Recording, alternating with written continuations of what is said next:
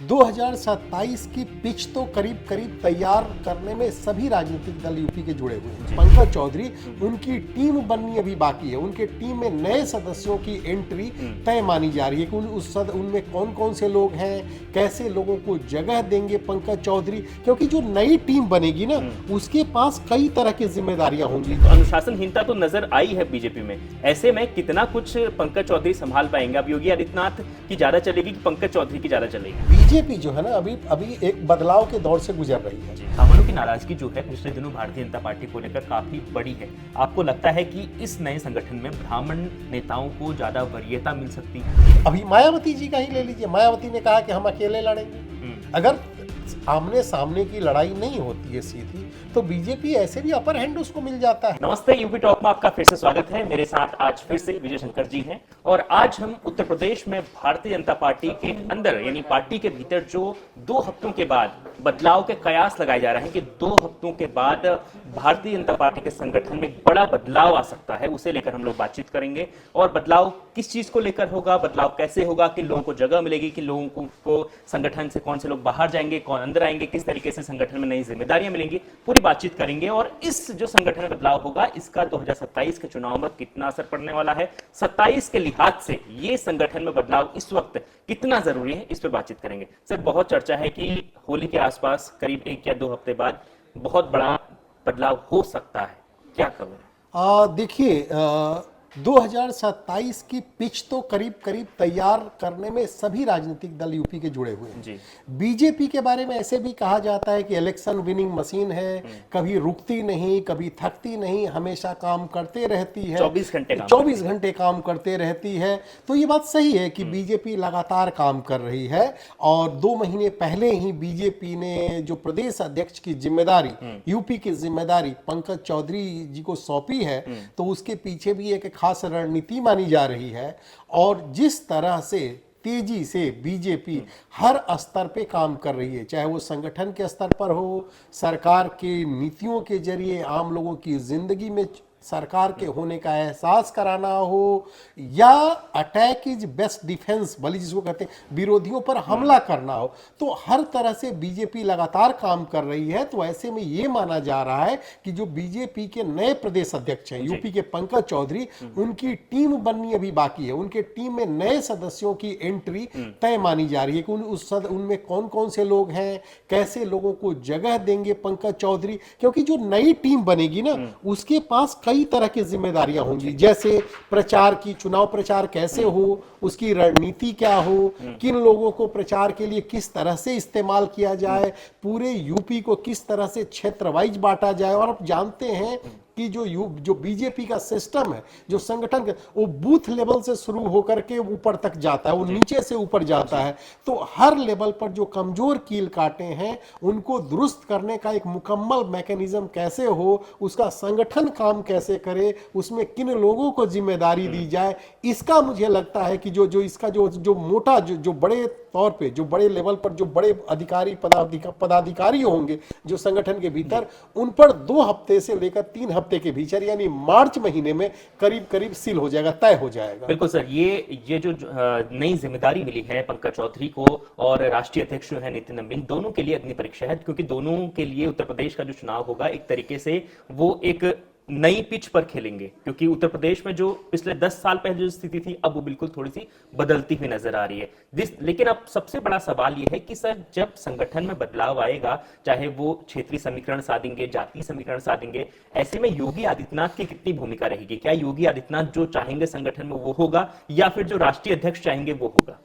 देखिए, बीजेपी एक अनुशासित पार्टी है। भीतर खाने जितनी भी बहस हो, चीजें हो, बात की जाए, किसी भी मुद्दे पर चर्चा किया जाए, विमर्श हो, लेकिन जब वो सार्वजनिक रूप से आती है तो वो एका के साथ आती है, उसमें विरोधाभास बहुत ज्यादा नहीं दिखता है। और शायद मुझे लगता है कि पिछले 12-13 साल में, यानी मोदी और अमित शाह की अगुवाई में जो बीजेपी उभरी है, जो आगे बढ़ी है, उसमें शायद बहुत ज्यादा गुंजाइश नहीं है विरोध के लिए। एक अनुशासित पार्टी के रूप में आई है और ये message clear cut top to bottom दिया गया है कि एक बार जो फैसला हो गया उस फैसले के साथ आपको रहना है, मजबूती से खड़ा होना है, जिसे जो जिम्मेदारी दी जाती है उस जिम्मेदारी को मानना है, उसे पूरा करना पड़ेगा। जैसे मान लीजिए, क्या किसी ने सोचा था कि नितिन नवीन को बीजेपी अपने राष्ट्रीय अध्यक्ष बना देगी? लेकिन बनाया। और प्रधानमंत्री क्या कहते हैं मंच से? कहते हैं कि हमारे बॉस, संगठन में हमारे बॉस जो है नितिन नवीन है। तो इसका मतलब क्लियर कट संदेश है कि अगर नितिन नवीन भले ही उम्र में 45 साल है के हो, उनका अनुभव, उनसे बहुत से अनुभवी नेता हो बीजेपी के भीतर, लेकिन अगर एक बार उनको अध्यक्ष की कुर्सी पर बैठा दिया गया तो सबको उनकी बात मानना, उनके निर्देश पर काम करना, ये जिम्मेदारी है। इसी तरह जैसा कि आपने कहा, मैं इसमें जोड़ दूं, इसी तरह से जब पंकज चौधरी यहाँ पर MOS फाइनेंस है, यूपी के पुराने पॉलिटिशियन हैं, उनका अच्छा खासा कदरा, कई बार राजनीति में लोग कम उम्र में भी, कम समय में भी आगे बढ़ जाते हैं। तो पंकज चौधरी को भी जिस तरह से जिम्मेदारी दी गई है, उसके बाद उनके पीछे जो भी लोग खड़े हैं यूपी में, उनकी ये जिम्मेदारी, मतलब बीजेपी ने क्लियर कट मैसेज दे दिया है कि अगर इनको प्रदेश अध्यक्ष बनाया तो इन्हीं के नेतृत्व में आपको काम करना है, इन्हीं के साथ आपको आगे बढ़ना है। लेकिन सर, बीजेपी में ये सबको मानना पड़ेगा कि पिछले 6 या 7 साल पहले जो अनुशासन नजर आता था, इस वक्त अगर हम पिछले 4-5 महीनों की बात करें, जो कुछ अनुशासनहीनता थोड़ी बहुत पार्टी के अंदर दिखी है। कभी विधायक मंत्री को रोककर बीच सड़क पर रोक घेराव कर देता है, कभी उप मुख्यमंत्री अलग रास्ता अपना लेते हैं, मुख्यमंत्री अलग बात करते हैं, उप मुख्यमंत्री अलग बात करते हैं, संगठन के लोग अलग अलग बातें करते हैं। तो अनुशासनहीनता तो नजर आई है बीजेपी में। ऐसे में कितना कुछ पंकज चौधरी संभाल पाएंगे? अब योगी आदित्यनाथ की ज्यादा चलेगी कि पंकज चौधरी की ज्यादा चलेगी? एक पत्रकार के नजरिए से जब आप देखें और जब आप किसी पार्टी के नेता से आप पूछेंगे कि जिसे हम लोग कह रहे हैं कि कहीं विधायक रोक दे रहे हैं मंत्री को, चीजें हो रही है, तो भीतर खाने तो ये सब सारी चीजें इस तरह से चलती रही हैं पहले भी, लेकिन अब ये चीजें चूंकि थोड़ा खुल करके सामने आई है, इसे पार्टी क्या नाम देगी? जो दुनिया की सबसे बड़ी राजनीतिक पार्टी है वो इसे कहेगी, ये देखिए हमारी पार्टी में इतना लोकतंत्र है कि एक विधायक मंत्री से रोक करके सवाल पूछता है। अब थोड़ा सा चूंकि आपने बात किया तो मैं इतिहास के पन्नों में ले चलूंगा। कहते क्या है, मैंने कि कहा जाता है कि एक महिला एक बार पंडित नेहरू का गला पकड़ ली, और गला तब पकड़ ली जब वो प्रधानमंत्री थे। तो उन्होंने पूछा, जिस सिक्योरिटी वालों ने तुरंत तो उस महिला को पकड़ने की कोशिश की, उन्होंने कहा नहीं, छोड़ दीजिए। तो पूछा कि मुझे एक बात बताइए कि आपने मेरा गला क्यों पकड़ा? तो उस महिला का जवाब था कि आज़ादी मिले इतने साल हो गए, जितने भी साल हुए होंगे, आप बताइए मुझे इस आज़ादी के बदले क्या मिला? तो पंडित नेहरू का जवाब था कि ये लोकतंत्र की ताकत है, लोकतंत्र ने आपको ताकत दी है कि आप प्रधानमंत्री का गला, माने गिरेबान पकड़ के आप सवाल पूछ सकती हैं कि हमें क्या मिला। तो बीजेपी भी इस तरह की चीजें कहेगी कि हमारी पार्टी के भीतर इतना आंतरिक लोकतंत्र है, प्रोसेस है, प्रोसीजर है कि देखिए हर कोई सवाल पूछता है, जनता के मुद्दों पर बातें करता है। लेकिन ये सच है कि कहीं ना कहीं भीतर खाने खींचतान रही है, और उसमें किसी एक की चलने वाली स्थिति नहीं रहेगी। ये जरूर है कि कोई भी फैसला होगा, चाहे वो टिकटों के बंटवारे का हो, संगठन में किसी को पद देना हो, उसमें योगी आदित्यनाथ की भी भूमिका रहेगी, उसमें केशव प्रसाद मौर्य और ब्रजेश पाठक की भी राय ली जाएगी, उसमें केंद्रीय नेतृत्व है उसकी भी भूमिका रहेगी, पंकज चौधरी जी की भी चलेगी, वो धर्मपाल सिंह जी की भी चलेगी। तो कल कहने का मतलब आपसी सहमति से फैसला होगा, और जब पब्लिक में आएगा तो जब वो पब्लिक में आपसी भीतर खाने जो डिस्कशन के बाद जो चीजें निकल के आएगी, उस पर शायद कोई डिबेट के लिए गुंजाइश नहीं रहेगी। बिल्कुल सर, जिस तरीके से बीजेपी ने एक नया ट्रेंड सेट किया है, एक पैमाना सेट किया है कि अब वो युवाओं को बहुत तेजी से आगे ला रहे हैं, जिस तरीके से नितिन नवीन को राष्ट्रीय अध्यक्ष बनवा दिया। अब जब ये नए सिरे से नया संगठन बनेगा भारतीय जनता पार्टी का, उसमें युवा मोर्चा होंगे, बहुत सारे उनके अलग अलग प्रकोष्ठ होंगे, उनका कॉलेज से जो उनकी ABVP है वो भी, शायद उनके भी जो बच्चे हैं वो भी शामिल होंगे, तो तमाम महिला मोर्चा होगी। ऐसे में जब नए युवाओं को मौका मिलेगा तो खबर ये भी है कि जो वरिष्ठ लोग हैं भारतीय जनता पार्टी के, वो युवाओं से ज्यादा नाराज है। युवाओं को तो एक उम्मीद है कि उन्हें राजनीति में आगे बढ़ना है तो भारतीय जनता पार्टी चांस दे रही है, लेकिन जो वरिष्ठ नेता हैं वो थोड़े बहुत नाराज हैं भारतीय जनता पार्टी से कि उनकी कम सुनी जा रही है पार्टी में। देखिए बीजेपी जो है ना अभी एक बदलाव के दौर से गुजर रही है। आप इसे देखिए, जब पहला फेज था, पहले दौर की पहली पीढ़ी जिसमें अटल बिहारी वाजपेयी थे, लाल कृष्ण आडवाणी थे, मुरली मनोहर जोशी जैसे नेता थे, उसके बाद से दूसरी पीढ़ी आई। दूसरी पीढ़ी में क्या आप नरेंद्र मोदी जी हैं, राजनाथ सिंह हैं, और भी बहुत से लेकिन नेता सर उस बदलाव ने सत्ता दिलाई थी, इस बदलाव ने कहीं कुछ गड़बड़ नहीं ना हो नहीं जाए? नहीं नहीं ये इसको आप हमेशा बदलाव को, जब भी कोई दूर की सोच होती है, नेता में और आम आदमी में इतना ही अंतर होता है। जो आम आदमी होता है वो बिल्कुल तात्कालिक जो स्थितियां होती हैं उसको लेकर के सोचता है, नेता दीवारों से पार सोचता है, दूर की सोचता है। तो दूर की सोच ये होगी कि एक नई लीडरशिप कैसे डेवलप की जाए, और मुझे लग रहा है बीजेपी अपनी तीसरी पीढ़ी को तैयार करने के लिए काम कर रही है। काम ही नहीं कर रही है, लगातार काम कर रही है। उसी कड़ी में नितिन नवीन भी है, उसी कड़ी में बहुत से जो युवा चेहरे हैं जिनको बहुत कम लोग जानते थे। कभी किसी ने सोचा था क्या या बहुत से लोग कि मोहन यादव को भी मध्य प्रदेश की जिम्मेदारी दी जाएगी? भजन लाल शर्मा के बारे में सोचा था क्या? जब भी राजस्थान की बात होती थी तो वसुंधरा राजे सिंधिया और बहुत बड़े बड़े नाम होते थे। तो बीजेपी जानती है कि हमको अपनी लीडरशिप कैसे तैयार करनी है, हमको अपने लोगों के बीच से कैसे चूज करना है। और आज की तारीख में बीजेपी जिस स्टाइल से काम कर रही है उसने कम से कम हर आम कार्यकर्ता के भीतर एक उम्मीद जगा दी है कि कभी भी उसका नंबर आ सकता है। पार्टी आला कमान, पार्टी में बड़े सीनियर जो नेता हैं वो लगातार देख रहे हैं, काम कर रहे हैं कि कौन चुपचाप काम कर रहा है। तो एक दौर था कि नेता अच्छा वो माना जाता था, उसे जिम्मेदारी मिलती थी जो सबसे ज्यादा चर्चा में रहता था, लोगों के बीच रहता था। लेकिन बीजेपी ऐसे गुमनाम चेहरों को भी बिल्कुल सीधे लेकर के ड्राइविंग सीट पर बैठा दे रही है, जो चर्चा से दूर होकर के नेपथ्य में वर्षों से पार्टी के लिए काम कर रहे हैं। तो हो सकता है यूपी में भी जब पंकज चौधरी की नई टीम आए तो उसमें ऐसे कई चौंकाने वाले नाम हो जिनके बारे में शायद हम लोगों ने सुना नहीं होगा, जिनकी अखबारों में कभी चर्चा नहीं होती है, टीवी पे दिखते नहीं, जिनके इंटरव्यू नहीं दिखते, लेकिन वो आएंगे और उन्हें फिर बीजेपी के जो बड़े नेता हैं, जो आला कमान है, ये जो सेंट्रल लीडरशिप है, उनको किस तरह से स्थापित करेगी, ये भी देखने वाली बात लेकिन एक बात तो तय है, ब्राह्मणों की नाराजगी जो है पिछले दिनों भारतीय जनता पार्टी को लेकर काफी बड़ी है। आपको लगता है कि इस नए संगठन में ब्राह्मण नेताओं को ज्यादा वरीयता मिल सकती है?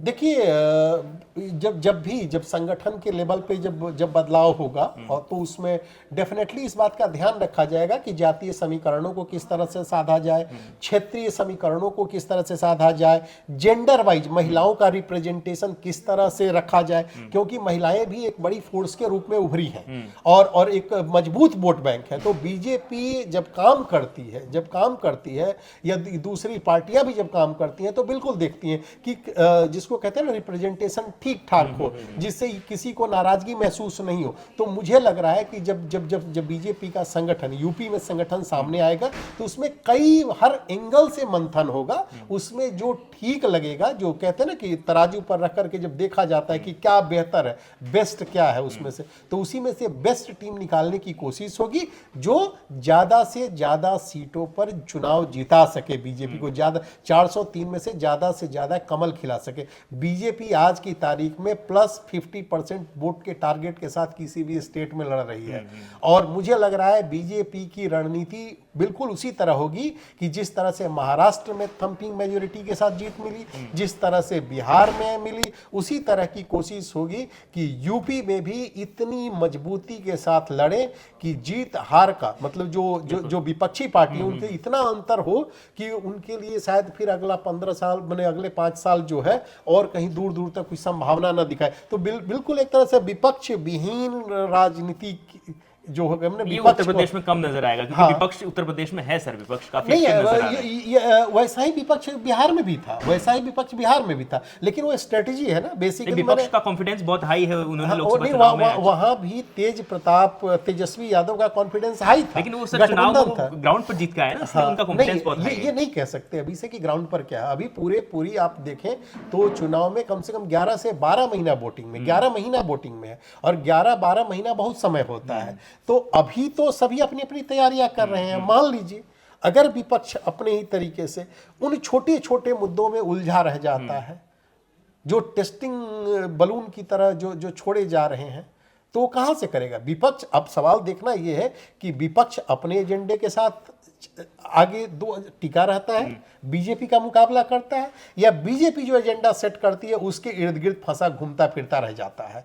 अभी मायावती जी का ही ले लीजिए, मायावती ने कहा कि हम अकेले लड़ेंगे।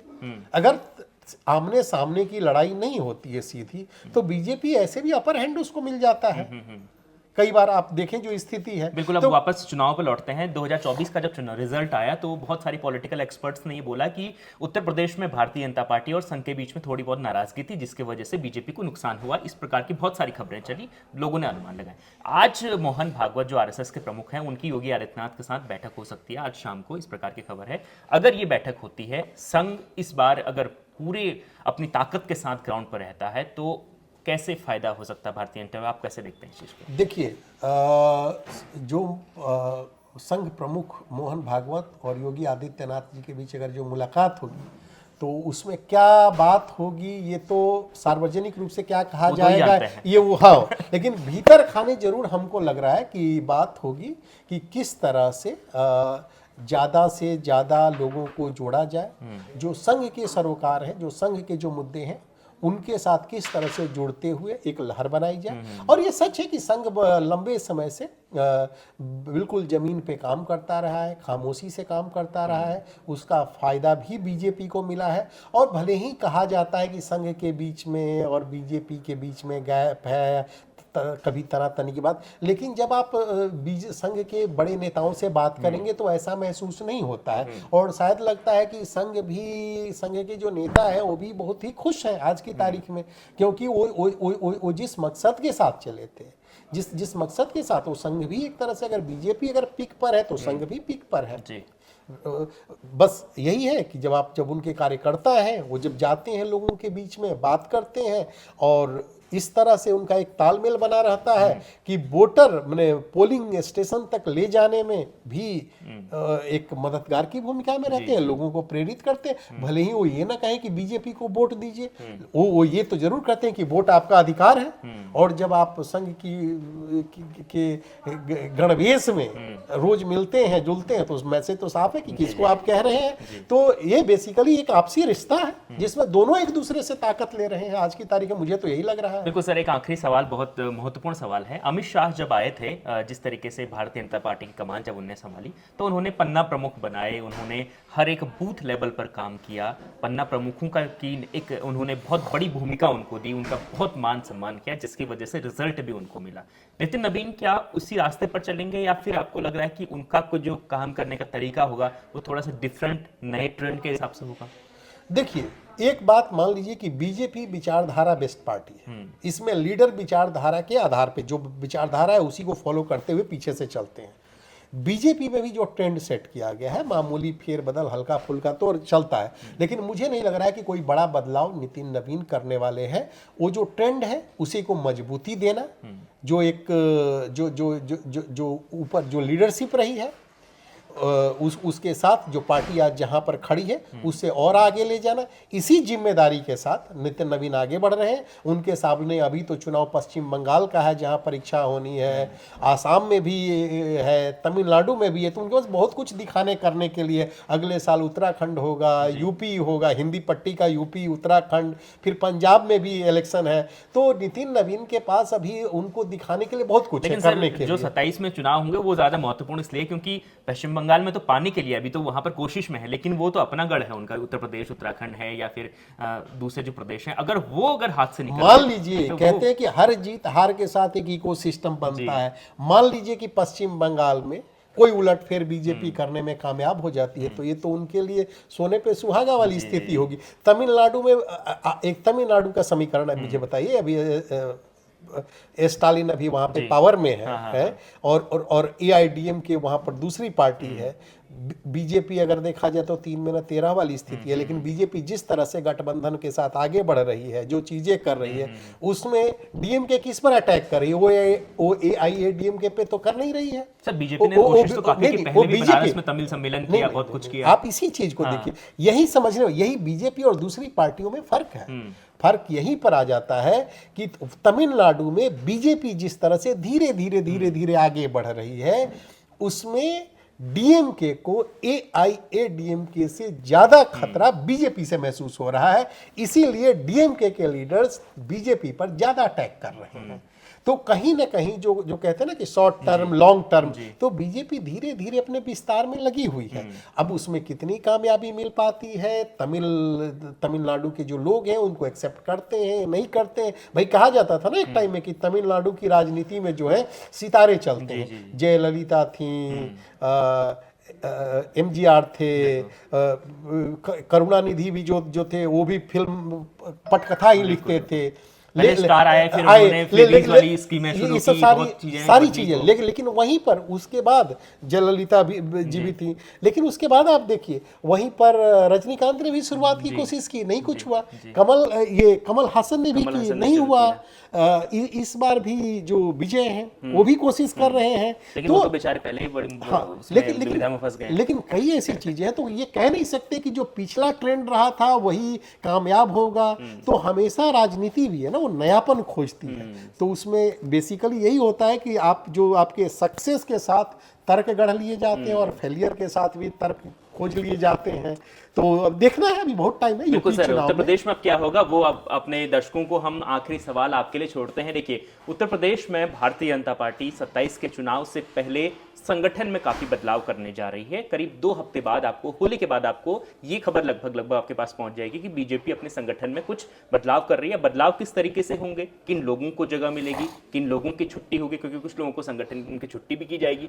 अब किन युवाओं को मौका मिलता है, क्योंकि नितिन नवीन एक बहुत युवा राष्ट्रीय अध्यक्ष बने हैं भारतीय जनता पार्टी के, क्या वो युवाओं को प्राथमिकता देंगे? पंकज चौधरी किस तरीके की टीम बनाते हैं, उसमें योगी आदित्यनाथ की क्या भूमिका होगी, ब्रजेश पाठक की क्या भूमिका होगी, उसमें केशव प्रसाद मौर्य की क्या भूमिका होगी, ये तमाम चीजें देखने को मिलेंगी। अब आप बताइए, आप आखिरी सवाल आप पर छोड़ रहे हैं, आपको क्या लग रहा है भारतीय जनता पार्टी की जो नई टीम बनेगी वो अखिलेश यादव और जो विपक्षी पार्टियां हैं उनको किस तरीके से टक्कर देंगे?